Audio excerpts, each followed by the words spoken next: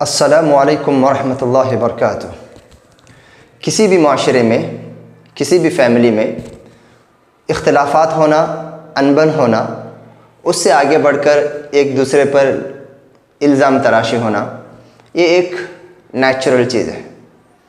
हर घर, हर माशरे में ये पाई जाती है। लेकिन सवाल ये है कि भाई इसको हल कैसे करें। सवाल ये है कि उसको हल करने की जो मजलिस है, जो तंजीम है, जो ऑर्गेनाइजेशन है, उनके अंदर क्या क्या लियाकतें होनी चाहिए। सवाल ये है कि उसको मैनेज कैसे करें। सवाल ये है कि उसको मिस मैनेजमेंट से कैसे बचाएं, क्योंकि मिस मैनेजमेंट किसी भी मजलिस की वो मामले को बिगाड़ देती है, मामले को दूसरा रुख दे देती है।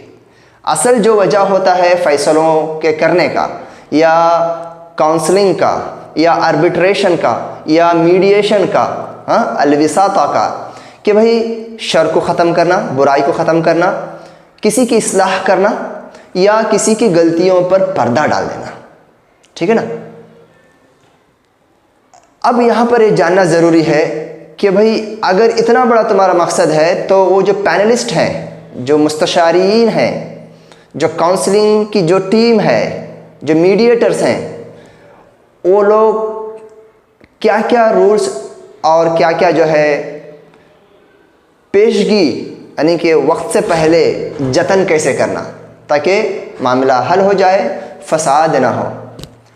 फर्स्ट ऑफ ऑल, जो केस हमारे पास आता है या किसी मजलिस के पास आता है, वो केस को रिसीव वर्बली ना करें, ज़बानी तौर पर ना करें, बल्कि मकतूब शक्ल में, रिटन शक्ल में, दोनों से उनके कंप्लेंट्स ले लें। कंप्लेनर से, डिफेंडर से भी, जो अपोजिट पार्टी है, मुद्दा अलैह है, उससे भी वो जब अपने सफाई देगा तो मकतूब शक्ल में ले ले, अगर मुमकिन हो तो। और सबसे अहम बात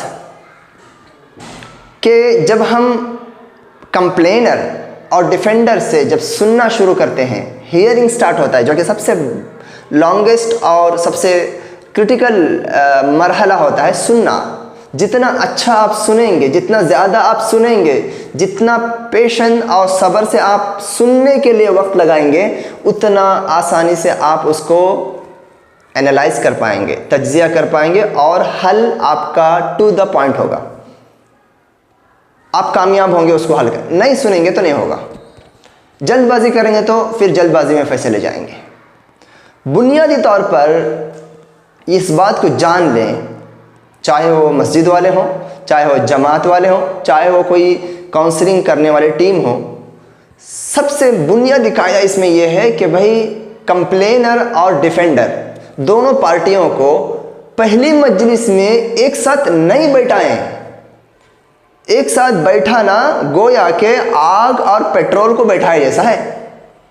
ये बुनियादी इल्म और बुनियादी शुऊर होनी चाहिए। अलग अलग बैठा है, अलग अलग बैठकों में उनसे अलग अलग उनके साथ बात करें, उनके जज्बात को काबू कराएं। अलग अलग बैठने का मकसद क्या है?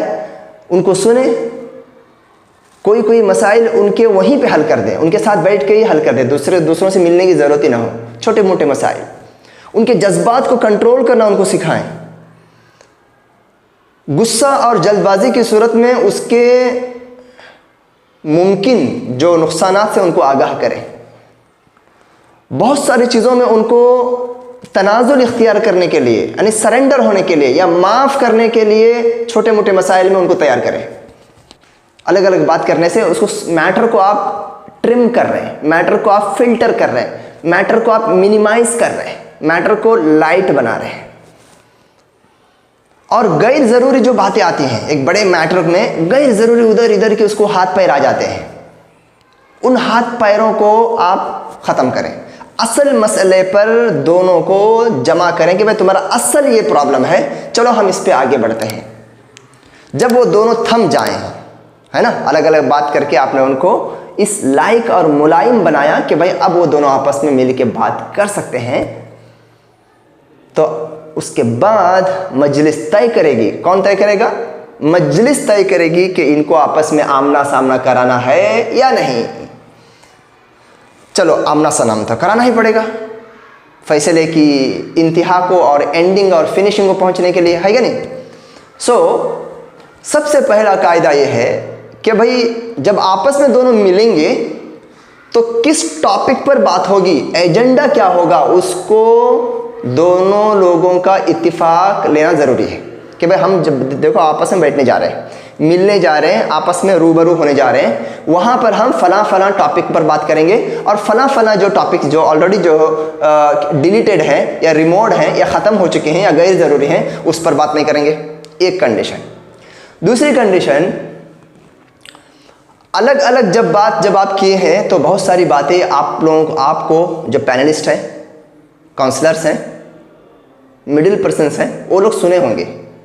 एज इट इज़ एक के बयान को दूसरे के सामने, दूसरे के बयान को पहले वाले के सामने एज इट इज़ बयान न करें, इसको जानिए आप।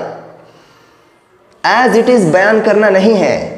इवन बयान करना या नहीं करना ये भी मजलिस का राइट होना चाहिए। अगर आपने एज इट इज़ बयान कर दिया तो आप पहली मजलिस में इनको आपस में मिलाते, आपस में एक दूसरे टकराव और झगड़ने के लिए छोड़ देते। एज इट इज़, उसने तुम्हारे बारे में ऐसा बोला, तुम्हारे बारे में ऐसा नहीं। ये जो राइट मजलिस अपने पास रिजर्व रख ले कि भाई हम उन्हीं बातों को बताएंगे यहाँ पर जो ज़रूरी हैं और कुछ बातों को हम नहीं बताएंगे, आप लोगों का ऑब्जेक्शन नहीं होना चाहिए। इतना तो हक बनता है मजलिस का।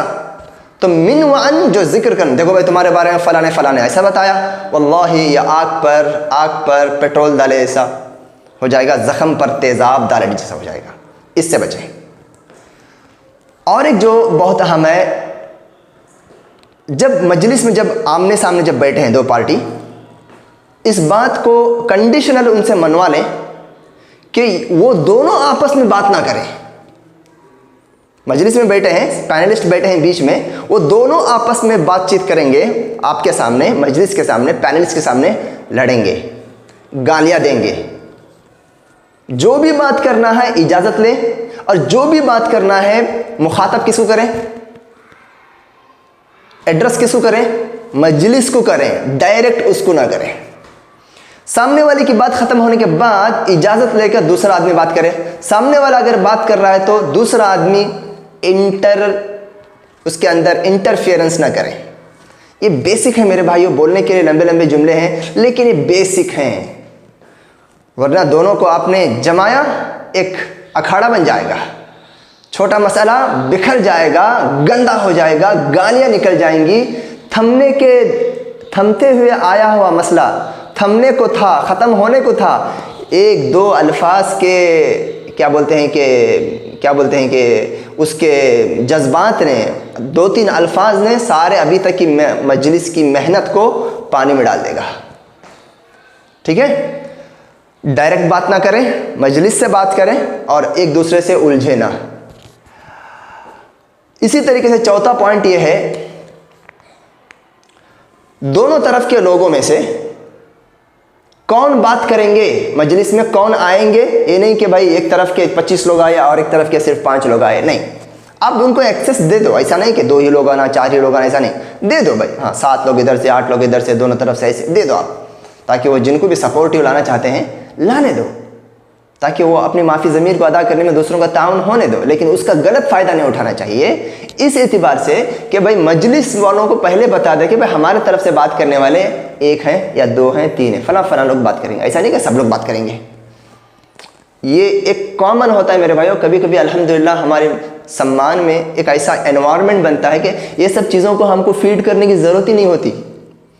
आने वाले लोगों अल्हम्दुलिल्लाह बाहर बोर्ड में ऑलरेडी ये सब लिखा हुआ है।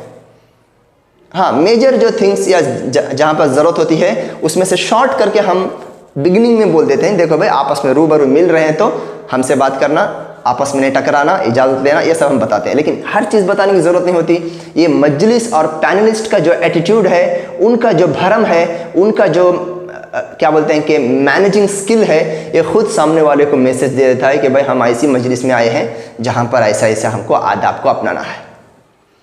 और एक बात, जो पैनलिस्ट है ना, जो आर्बिट्रेटर्स हैं, जो मुस्तशारीन हैं ना, इनमें विक्टिम या कल्प्रिट ना हो, यानी जिसके बारे में फैसला चल रहा हो या जो उस मसले का या जो उस डिस्प्यूट का मेन या पार्शियल हिस्सादार हो, अभी तक फैसला नहीं हुआ है लेकिन अभी तक के इसमें अगर वो मालूम पड़ा कि इस मसले में वो भी जो है एक फ़रीक है या फ़रीक का हिस्सा है, वो पैनलिस्ट में उसको बैठना नहीं चाहिए। उसको जाके वो अपने अपने मजलिस के साथ, अपने अपने जमात और अपने अपने फ़रीक के साथ में बैठना चाहिए। पैनलिस्ट में उनका बैठक नहीं होना चाहिए, फिर वो इंसाफ नहीं निकलेगा यहाँ से। सामने वाले बैठे हुए पैनलिस्ट खुद अगर कैटेगरी में आ जाएंगे, ओके, तो अगर वो मसऊल हो जाएंगे तो फिर क्या भाई सवाल का जवाब कैसे दे पाएंगे? जब अकाउंटेबिलिटी अगर इनके ऊपर अगर आ जाएगी तो फिर वो खुल के बात नहीं कर सकते। ठीक, यहाँ पर कभी कभी बहुत अहम नुक्ता होता है कि जो आर्बिट्रेटर्स या काउंसलर्स होते हैं उनके रिश्तेदार सामने आ जाते हैं। तो हम सम्मान में ऐसा करते हैं जनरली, अगर मेरे ख़ानदान वाले या हमारे पैनलिस्ट में जो 7-8 लोग जो अल्हम्दुलिल्लाह परमानेंट जो बैठने वाले हैं उनके ख़ानदान वाले आए तो उनके सामने 2 ऑप्शन हमारी मजलिस ऑलरेडी डिस्कस्ड है कि भाई या तो वो उस केस से निकल जाएं, ताकि उनको फिर वो यहाँ एक बात करेंगे, घर में ख़ानदान में जाके उनको तकलीफ़ होगी, ऐसा ना हो, या किसी की तरफदारी ना करें। वो उनको 2 इख्तियार दिया जाता है, आप इस मजलिस से, इस केस में आप निकल जाओ, इस मजलिस में आप ना रहो।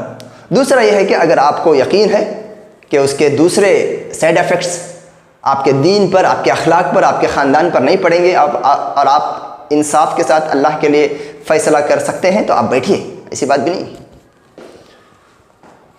और एक बात बहुत ज़रूरी है, मुस्तशारीन जो पैनलिस्ट हैं, जो आर्बिट्रेटर्स हैं, जो इस्लाह करने के लिए जो बैठे हैं, वो लोग सब्र वाले होने चाहिए,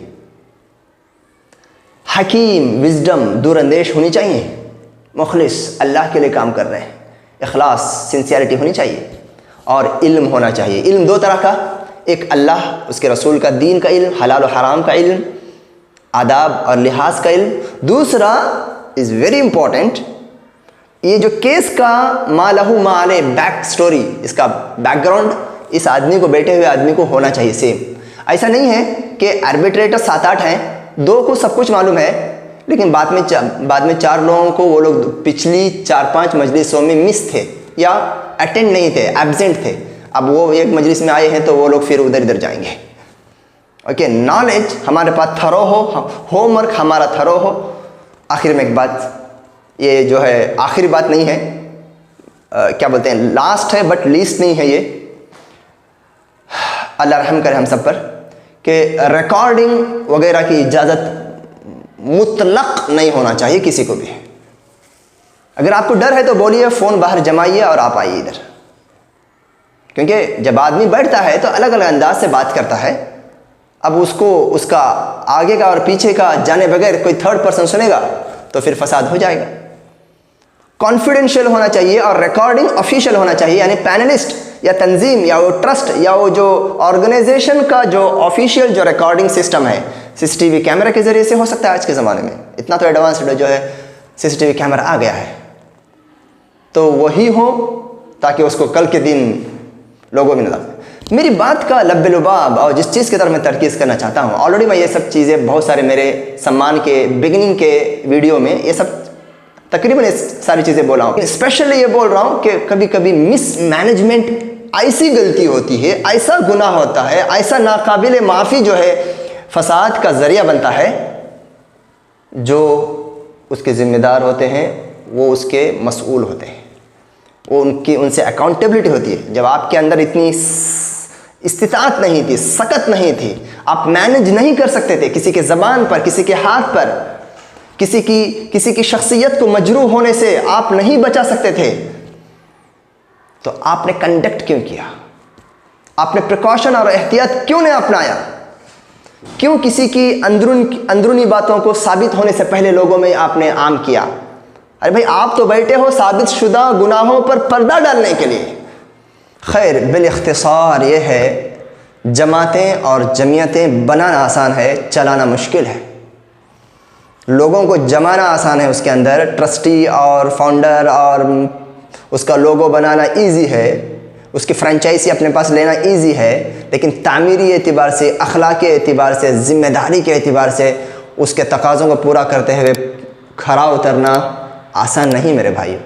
इसके लिए इल्म चाहिए, इसके लिए बड़ा दिल चाहिए, इसके लिए अपनी ज़ात को, अपने वक्त को लगाना पड़ता है।